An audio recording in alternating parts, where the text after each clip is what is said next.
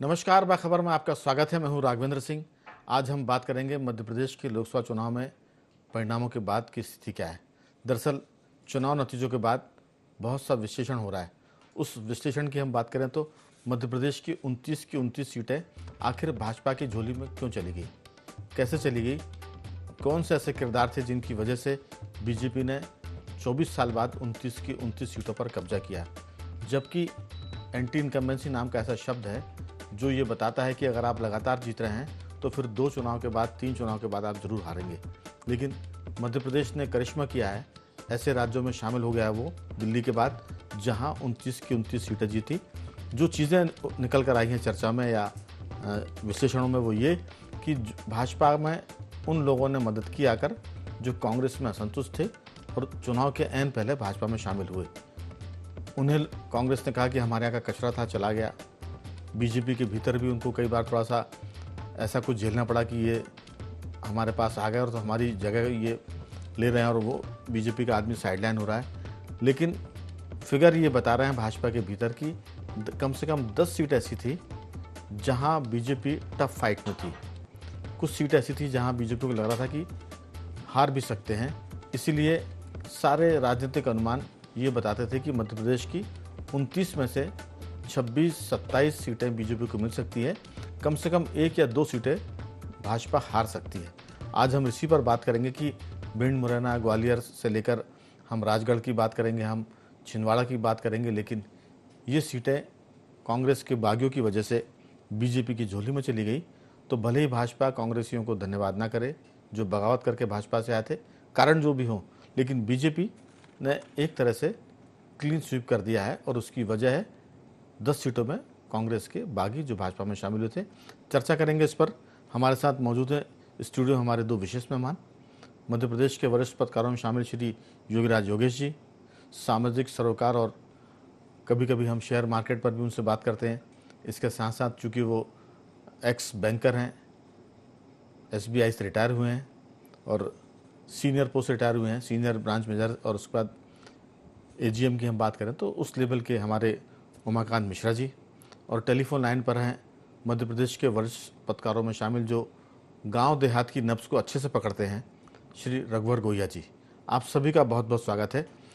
चर्चा की शुरुआत योगीराज जी आपके साथ करना चाहते हैं कि ये जो सारा मामला है, बागी तो एक बहुत ही पॉजिटिव वर्ड है कि आपको व्यवस्था से आप असंतुष्ट हुए तो आपने गद्दारी करने के, सैबोटेज करने के बजाय आपने वो बगावत करके पार्टी छोड़ दी। लेकिन इसको कांग्रेस ने कचरा कहा और बीजेपी में उनका स्वागत हुआ। लेकिन भाजपा के अंदर की बात करें तो जो खांटी भाजपाई है वो थोड़ा सा उनको देखकर मुंह बनाते होंगे या कहते होंगे कि एक कहावत है कि जब कोई बस भरी होती है तो उसमें जो भी नया आदमी चढ़ता है अंदर वाले उसको रोकते हैं, बाहर वाला भीतर चढ़ने की कोशिश करता है। लेकिन जब वो भीतर चढ़ जाता है तो फिर वो भी उन लोगों में शामिल हो जाता है कि कोई बाहर का आदमी अंदर आने ना पाए। तो भाजपा चूँकि वैसे भी ओवरलोडेड पार्टी, ओवरक्राउड पार्टी है, दुनिया की बड़ी पार्टियों में शामिल है, उन्हें भी कांग्रेस से आए हुए लोग पसंद नहीं आए होंगे। लेकिन उनकी वजह से, कांग्रेस के बागियों की वजह से बीजेपी 10 सीटें जीत पाई। ये एक आंकड़ा हो सकता है कि 2 सीटें जीती हो, लेकिन जो वोटों का मार्जिन है, जो असंतोष का मार्जिन था, जो एंटी इनकम्बेंसी बताई जा रही थी, जिस ढंग से टिकट बटे थे कई जगह, तो भाजपा ने उन लोगों को भी टिकट दिया था जो विधानसभा चुनाव हार गए थे। तो ऐसे लोग भी जब जीत कर आए हजारों या लाखों वोटों से, तब ये निकल कर आता है कि कांग्रेस के बागियों ने बीजेपी की 10 जगह कम से कम नैया पार लगा दी। आपकी राय? राघव जी, मैं ऐसा मानता हूँ 10 सीट तो नहीं, लेकिन फिर भी 4-5 सीट ऐसी थी जो मुश्किल में थी और जिनको की लेकर चर्चाएं उसी दिन से शुरू हो गई थी जिस दिन से उनको टिकट मिले थे जी, जिसका जिक्र आपने किया। लेकिन ये बात ज़रूर है कि कांग्रेस के कई बड़े नेता जब पाला बदल के भाजपा में आए तो उनके साथ उनके कई सारे और लोग भी आए और एक माहौल उस क्षेत्र में बना जिन क्षेत्रों में वो आए कि अब जो है कांग्रेस की नैया पार होना बड़ा मुश्किल है और एक पूरा का पूरा वोट जो है इधर शिफ्ट हो गया। और ऐसा जो टफ जिन सीटों की आप बात कर रहे हैं, 10-12 सीटों की आप बात कर रहे हैं, उनमें ऐसा संसदीय क्षेत्र अधिकांश रहे जिसमें से कोई ना कोई कद्दावर नेता टूट के भाजपा में ना आयो। चाहे वो कमलनाथ जी की बात कर लें, चाहे आप कांतिलाल भूरिया की बात कर कमलनाथ रहे जी हैं, के क्षेत्र की बात। हाँ कमलनाथ जी के क्षेत्र इन सीटों के क्षेत्र की बात कर लें, चाहे आप ग्वालियर चंबल अंचल के सीटों की आप बात कर लें, चारों दिशाओं से, मध्य प्रदेश के चारों दिशाओं से कांग्रेस के बड़े बड़े नेता टूट के बीजेपी में शामिल हुए। उससे ये मैसेज गया कि कांग्रेस में इस समय अब कुछ बचा नहीं है और सारे के सारे लोग दूसरे दलों में शामिल हो रहे हैं और जी। लोग भी उनके साथ हैं और वो बाद में आके वोट में तब्दील हो गया। तो एक बड़ी वजह तो ये थी, लेकिन दूसरी वजह ये भी रही कि बीजेपी के पक्ष में 2-4 सीटों को छोड़ के बाकी पक्ष में तो पॉजिटिव माहौल था, ये तो शुरू दिन से लग रहा था। और इसमें कहीं ना कहीं ये बात ज़रूर है कि अब मोदी मैजिक देश में नहीं चला, उत्तर प्रदेश में नहीं चला, लेकिन मध्य प्रदेश में तो असर था। मध्य प्रदेश में शिवराज सिंह चौहान के द्वारा किए गए कार्यों का असर था और उस असर को मोहन सरकार ने और संगठन ने उसको भुनाया या उसको उसके लिए मेहनत की। और या मतदाता अपने आप आके भून गए, क्योंकि मतदाताओं के पास तो पर्चियां तक नहीं पहुंची थी। हाँ, तो ये भी है जो भुनाने की बात कर रहे हैं, उसमें मध्य प्रदेश एक तरह से जिस माइंडसेट का राज्य बन गया है इस चुनाव के बाद से, उससे लगता है कि जैसे लोग कहते हैं कि दक्षिण भारत में डीएमके की चलती है, एआईडीएमके की चलती है, या केरल में वामपंथियों का चलता है, तो मध्य प्रदेश में ये एक परसेप्शन बन रहा है कि यहाँ 29 की 29 सीट आ गई, मतलब ये भाजपा का गढ़ हो गया है। जी नहीं, बिल्कुल सही बात है कि उसको बना लिया गया है या जो बन गया, दोनों बात मान लीजिए आप। जी। क्योंकि ये बात सही है कि हमने संगठन स्तर पर कई कमी देखी, उसका जिक्र भी कई बार किया। लेकिन एक बात ज़रूर है, जैसे विधानसभा चुनाव के परिणाम आए, उसके तुरंत बाद पूर्व मुख्यमंत्री ने तो घोषणा ही कर दी थी कि मैं छिंदवाड़ा जा रहा हूँ। और उसके बाद पूरी की पूरी पार्टी, यानी मोहन यादव हो, चाहे विष्णुदत्त शर्मा हो, चाहे और भी बड़े बड़े नेता, सब छिंदवाड़ा में गए और एक एक दो दो दिन नहीं, कई 2-4 दिन तक वहाँ डेरा डाले रहे। और यही असर रहा कि वहाँ के जो कद्दावर नेता थे जो कांग्रेस के, चाहे वो दीपक सक्सेना हो, चाहे वो कमलेश शाह हो जो विधायक वहाँ से रहे, ऐसे लोग टूट टूट के आए। वहाँ के महापौर भी आए, लेकिन वो बाद में वापस पाला बदल लिया उन्होंने, लेकिन इससे एक माहौल क्रिएट हुआ। बिल्कुल। और इससे ये लगा कि चूंकि एक सीट ऐसी थी जो हमेशा अजय रही थी, उसको जीता गया। तो ये ज़रूर मैं मानता हूँ कि ये संगठन की, सरकार की एक समन्वित प्रयास का परिणाम है।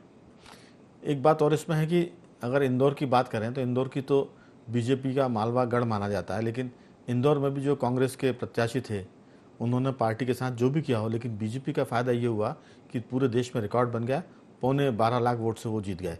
तो जो कांग्रेस के बागी थे, कांग्रेस की नीतियों से असंतुष्ट थे या उनको वहाँ तवज्जो नहीं मिल रही थी, इसलिए वो पार्टी छोड़ कर आ गए। उनमें एक नाम ये भी आता है कि जो रामनिवास रावत हैं मुरैना के, भिंड मुरैना के, उन्होंने भी कांग्रेस के पार्टी कब छोड़ी, जब प्रत्याशियों की घोषणा हो गई, सब कुछ हो गया था, चुनाव पूरे पीक पे था, तब रामनिवास रावत ने कांग्रेस छोड़कर, सीनियर लीडर हैं, 6 बार के विधायक हैं, विधानसभा में ये माना जा रहा था कि वो कांग्रेस की तरफ से नेता प्रतिपक्ष बनेंगे, ओबीसी से वो आते हैं, लेकिन जब वो उनकी उपेक्षा हुई या पार्टी के भीतर जो भी हुआ, एन वक्त पर जब उन्होंने कांग्रेस छोड़ी, तो वहाँ भी चंबल के इलाके में रावत के जो प्रभाव वाले क्षेत्र से वहाँ कांग्रेस को नुकसान हुआ और भाजपा को फायदा हुआ। रतलाम झाबुआ की बात करें, ये आदिवासी सीट थी, यहाँ कैलाश पटेल करके एक बड़े लीडर हैं, वो कांग्रेस छोड़कर आ गए थे। खरगोन में पूर्व विधायक चंद्रभागा किराड़े जो है वो जिलाध्यक्ष वीरेंद्र सिंह दरबार को भी वहाँ से मैंने तोड़कर बीजेपी में शामिल कर लिया था।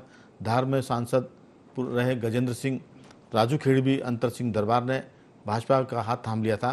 तो ये कुछ ऐसे उदाहरण हैं। बालाघाट में अनुराग चतुर मेहता, अजय मिश्रा, कैलाश जैन, राजा लिल्हारे जैसे नेता थे। छतरपुर जनपद की ममता चंद्रशेखर तिवारी शामिल थी। खरगापुर के पूर्व विधायक अजय यादव भी। टीकमगढ़ की बात करें तो जतारा के पूर्व विधायक दिनेश अहिरवार, मंडला में जिला पंचायत के अध्यक्ष रुदेश परस्ते, ऐसे लंबी फहरिस्त है। कांग्रेस के पूर्व विधायक लाखन बघेल भी ग्वालियर में जो है वो शामिल हो गए थे। तो ये ऐसा मामला है जो बताता है कि दीपक सक्सेना से लेकर रामनिवास रावत तक, जिसने कांग्रेस को नुकसान पहुंचाया और बीजेपी को फायदा हुआ। 10 ना हो 4 सीटें, 6 सीटें, 2 सीटें, कहीं ना हो तो मार्जिन बढ़ाने का काम किया है। तो ये बहुत सारी बातें। मैं जाऊंगा रघुवर जी की तरफ। रघुवर जी, आपने लंबे समय से ग्रामीण और शहरी पत्रकारिता दोनों की है। कांग्रेस के जो बागी लोग थे उन्होंने बीजेपी की या तो नैया पार कराने में मदद की है, या उनका जो मार्जिन था जीतने का उसको वो ऊपर ले गए हैं, और उस वजह से बीजेपी मजबूत हुई है पूरे देश में। मध्य प्रदेश भाजपा की बात करें, 29 की 29 सीटें।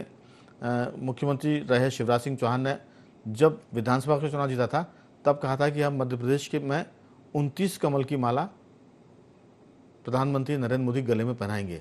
और इसके साथ जैसा योगीराज ने जिक्र किया कि वो चुनाव होते ही सीधे छिंदवाड़ा के दौरे पर निकल गए थे कि हमको ये सीट और जीतनी है। आपकी राय, बागी कांग्रेसियों ने भाजपा की नैया कितनी पार लगाई? देखिए राघवेंद्र जी, कांग्रेस की बात करें और दल बदल की बात करें, पार्टी छोड़ने की बात करें, तो ये हमेशा होता आया है कि जो सत्तारूढ़ दल है उसकी तरफ लोग जाते हैं, राजनीतिक दलों के लोग जाते हैं। इस बार के सिनेरियो में हम देखें तो चूंकि एक पहले से आपकी आवाज कम आ रही है। जी, मेरी आवाज कम आ रही है आपको? हाँ। अब पता नहीं क्या प्रॉब्लम हो रही है। नहीं, हम तो मीडिया वाले एक दूसरे की आवाज कम नहीं करते हैं, कुछ टेक्निकल दिक्कत है। जरूर मैं कहूँगा हमारे जो तकनीकी सहयोगी वो आवाज के मामले में थोड़ा सा रघुवर जी की आवाज को तेज करें। जी बताएं। हाँ, मैं ये कह रहा हूँ कि सत्तारूढ़ दल की तरफ दूसरे दल के नेता जाते हैं, और इस बार तो भारतीय जनता पार्टी ने एक मुहिम चलाई थी कि हर पोलिंग बूथ पे वो सदस्यता अभियान के नाम के साथ साथ अपनी पार्टी में अन्य दलों के कार्यकर्ता और नेताओं को भी लेंगे और पूरे विश्व में एक रिकॉर्ड कायम करेंगे। ये आपने भी देखा होगा जी। तो उस मुहिम के तहत भी कांग्रेस से काफी लोग गए, और आप हम सब ये जानते हैं कि राजनीति जो है अब वो समाज सेवा कम बची है, लेवल लगा हुआ है, लेकिन विशुद्ध रूप से वो एक व्यापार है, व्यवसाय है। तो सब लोग या तो अपना व्यापार। रघुवर जी, ये जो लाइन है आपकी, मैं इसी पर थोड़ा सा अटकना चाहता हूँ, आपको भी रोकना चाहता हूँ। ये जो राजनीति सेवा के बजाय आपने कहा कि जो पैसा और पावर कमाने का काम हो गई, ये हम भी इस बात की चर्चा कर रहे थे। मुझे लगता है कि इसमें एक दो लाइन जोड़ने की जरूरत है कि जब से सांसद, विधायकों और जनप्रतिनिधियों के लिए वेतन की व्यवस्था हुई है, जब से इन सबको सुविधाएं देने की व्यवस्था हुई कि एक पीए रहेगा, आपको ट्रेन का टिकट फ्री मिलेगा, ये जो सुविधाएं बढ़ी है, तब से ये सेवा के बजाय मेवा का काम हो गया। इसमें लोग माल कमाने आते हैं और माल कूटने के साथ साथ वो पावर का बेजा इस्तेमाल भी करते हैं। ये हालांकि जिसे कहते हैं ना छिपक कथाएं होती हैं, उस कथा की तरह मैं इसको जोड़ रहा हूँ। जनता जरूर सुन लेगी इसमें सच कितना है और गलत कितना है। आपकी बात ये बिल्कुल सही है आप जो बोल रहे हैं, और विशुद्ध रूप से आप कहें तो चाहे वो पार्षद हो, चाहे विधायक हो, चाहे सांसद हो, कई बार ये मुद्दे सामने निकल के आए हैं कि विधानसभाओं में और लोकसभा में सवाल जवाब करने के लिए भी पैसे लेते हैं। आपको मालूम है पश्चिम बंगाल की सांसद तो इसी मामले में बाहर हुई हैं। तो जब हमारा जो एक पूरा लोकतंत्र में सबसे ज्यादा चुनाव का और पकड़ में आगे इसलिए बाहर हुई, जांच होगी तो रघुवर जी वो पकड़ में आगे इसलिए बाहर हो गई, जांच होगी तो आधे लोग बाहर हो जाएंगे। हाँ, मैंने आधे शब्द का इस्तेमाल इसलिए किया है कि अगर कोई खंडन की बात आती है तो हम कह देंगे कि आधे बाहर नहीं होंगे। एक इस पर भी एक बात थी, सत्ता के पास रहने के लिए, सत्ता में शामिल होने के लिए ये भागदौड़ होती ताकि हम हमारा धंधा भी कर सके और हमारे हाथ में पावर भी रहे जी। आप देखिए पहले भी एक बार इस बात का जिक्र हो चुका है कि जब कमलनाथ की सरकार आ गई थी मध्य प्रदेश में, तो भारतीय जनता पार्टी से लोग जो है वो कांग्रेस में शामिल होना शुरू हो गए थे। फिर जब ज्योतिरादित्य सिंधिया के साथ विधायक गए और फिर बीजेपी की सरकार बनी तो फिर भगदड़ मची। और इस बार के इलेक्शन में तो ये पूरा एक माहौल था, मैसेज था कि फिर से नरेंद्र मोदी जी भारी बहुमत से अब की बार 400 पार के नारे के साथ सत्ता में आ रहे हैं, वापस आ रहे हैं, वापसी कर रहे हैं। तो ऐसी स्थिति में आप बताइए कि जो ढुलमुल लोग हैं जिनका कोई आइडियोलॉजी नहीं है, तो वो तो निश्चित रूप से उन्हें बीजेपी में जाना ही था।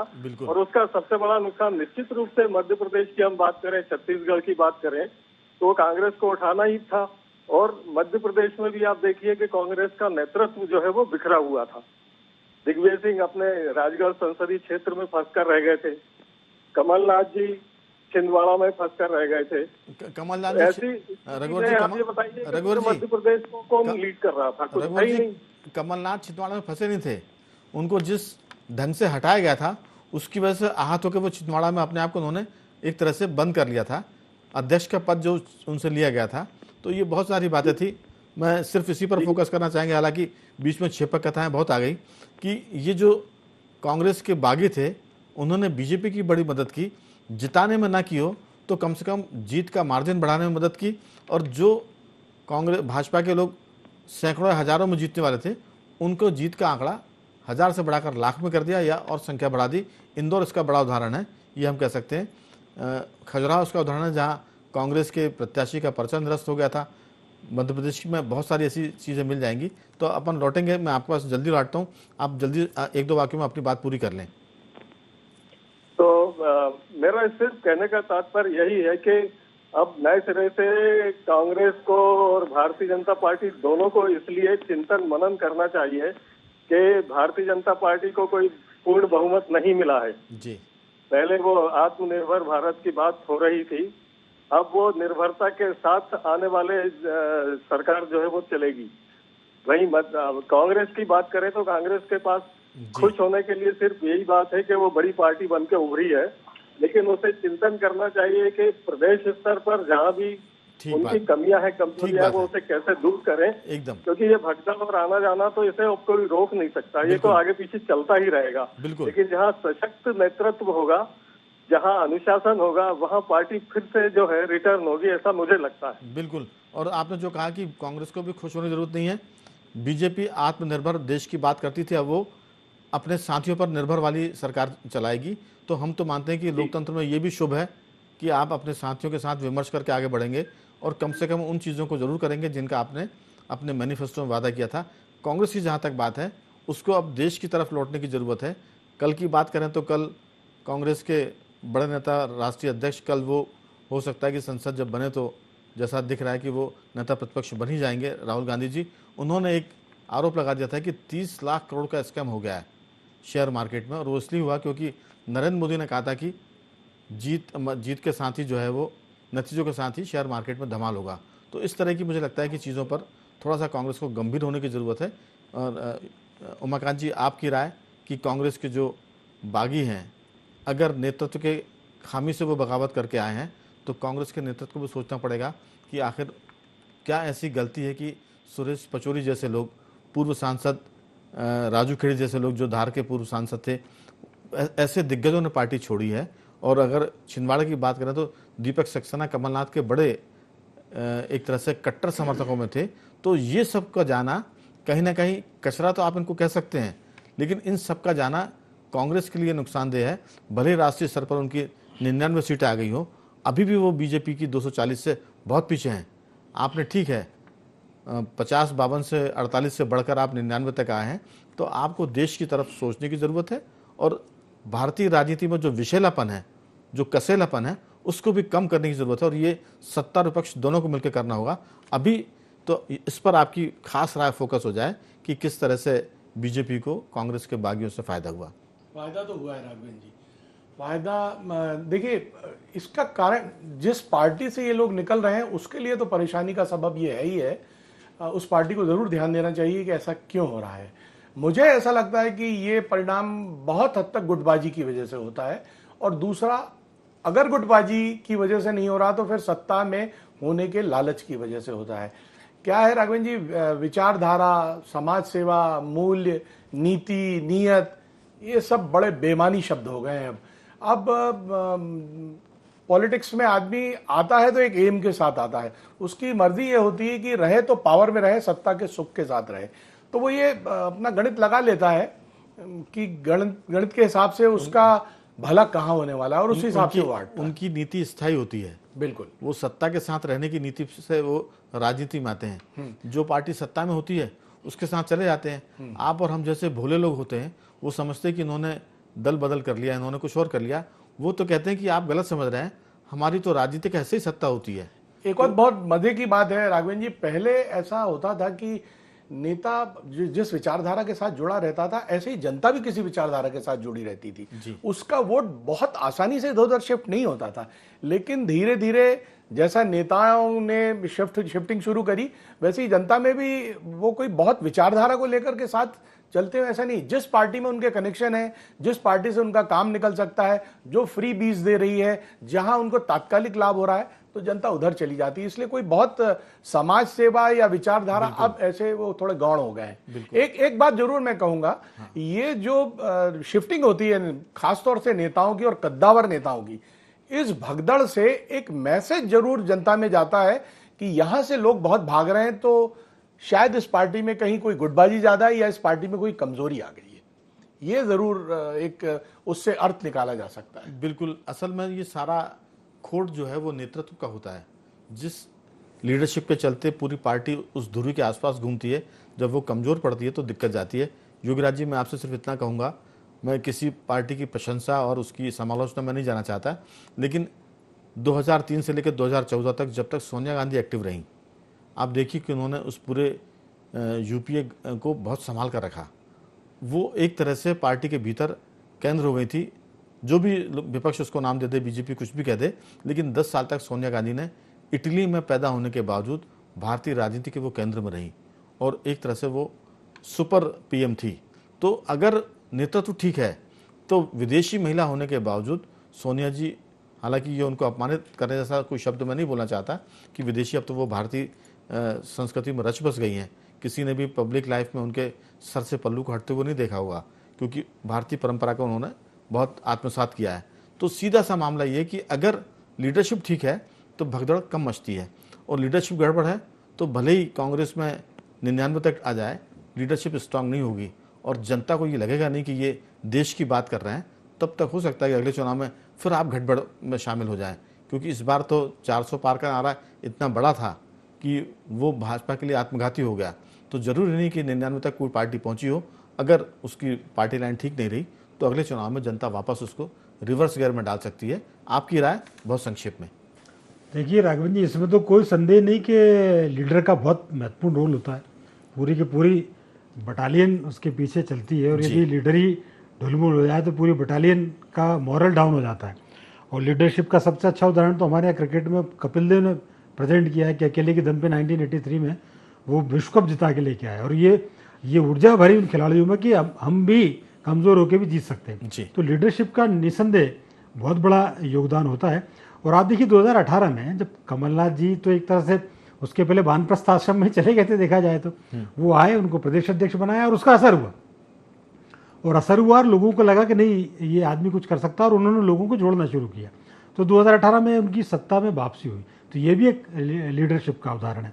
शिवराज सिंह चौहान लगातार इतने साल मुख्यमंत्री रहे, लेकिन कभी भी एंटी इनकम्बेंसी का मामला उनके सामने नहीं आया। तो ये भी एक लीडरशिप की श्रेष्ठतम उदाहरण है। और नरेंद्र मोदी तो इसका उदाहरण है ही कि कैसे उन्होंने कहाँ से कहाँ उठ के और कैसे पार्टी को यूनाइट किया, और भारत ही नहीं, देश और दुनिया में उन्होंने एक अपनी एक अलग इमेज की।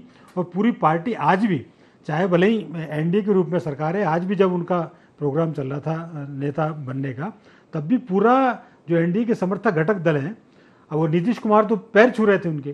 तो कहने का अर्थ है कि कहीं ना कहीं आपकी लीडरशिप में दम है, कहीं ना कहीं आपकी बात में सच्चाई है, कहीं ना कहीं ये लगता है कि ये आदमी देश के आगे ले जा सकता है या ले जा रहा है। जब ऐसा मैसेज जाता है तो पूरी की पूरी पार्टी उसके पीछे खड़ी हो जाती है। बिल्कुल। और यदि ऐसा लगता है कि ये ढुलमुल है तो फिर पार्टी भी के लोग भी किनारा करने लग जाते हैं। आपने एक लाइन कही है कि नीतीश कुमार तक उनका अभिनंदन कर रहे थे मोदी जी का।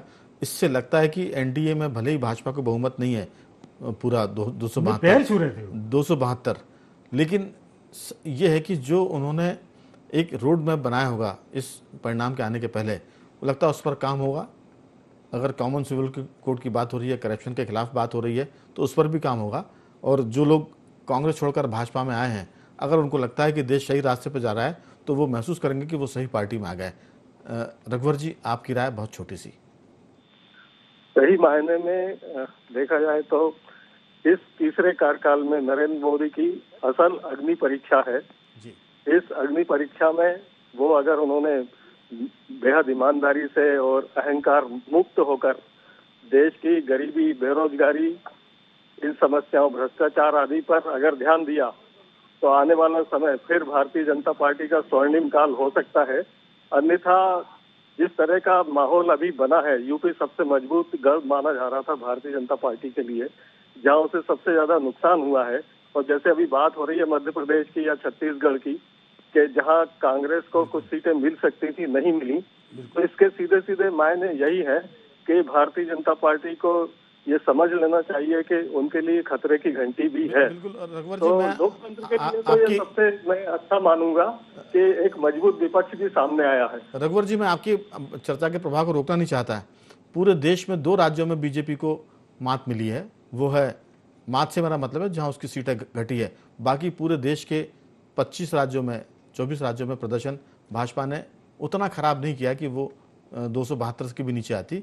और जहां तक ये बात है कि बीजेपी का स्वर्णिम काल है, तो हमें लगता है कि देश भर ने तो समर्थन दिया है। यूपी की हम बात करें तो यूपी के इलेक्शन के पीछे बहुत, हालांकि ये विषय नहीं है लेकिन 2-4 वाक्यों में मैं उसको समेटना चाहता हूँ कि यूपी का इलेक्शन जातिवाद पर चला गया, यूपी का इलेक्शन हिंदू मुसलमान पर चला गया, यूपी के इलेक्शन में मोदी योगी को कमजोर करने की बात गई और ये बातें उसमें डाली गई। और ये बातें डालने के पीछे राष्ट्रीय कारण नहीं है, इसमें अंतर्राष्ट्रीय कारण भी है, क्योंकि लोग जानते हैं कि यूपी देश का वो राज्य है जो देश के प्रधानमंत्री का रास्ता तय करता है।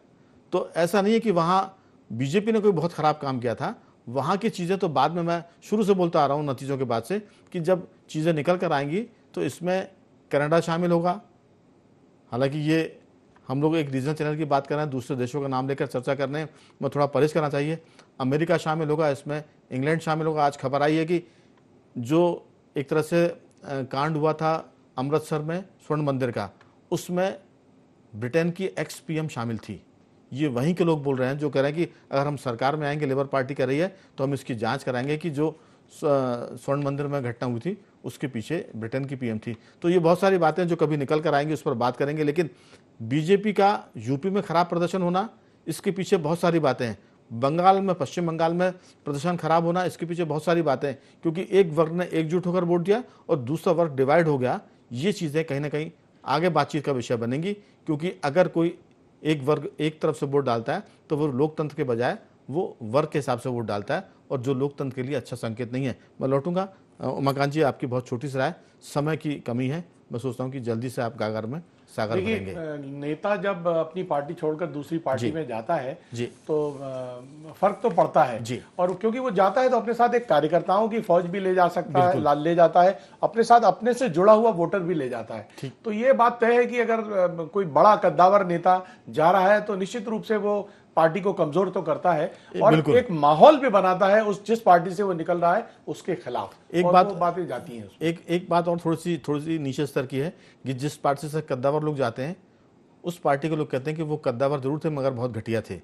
तो आपके साथ है तो अच्छे और छोड़ के जा रहा तो घटिया है। ये भी राजनीति में एक गिरावट का संकेत है। इस पर फिर कभी और विस्तार से बात करेंगे, समय इजाजत नहीं दे रहा है। मैं रघुवर जी आपका साधुवाद करता हूँ, योगीराज जी आपका बहुत धन्यवाद, और उमाकांत जी आपका बहुत बहुत धन्यवाद कि आपने इस चर्चा में हिस्सा लिया। तो बखबर में आज सिर्फ इतना ही। बने रहिए हमारे साथ और देखते रहिए IND24।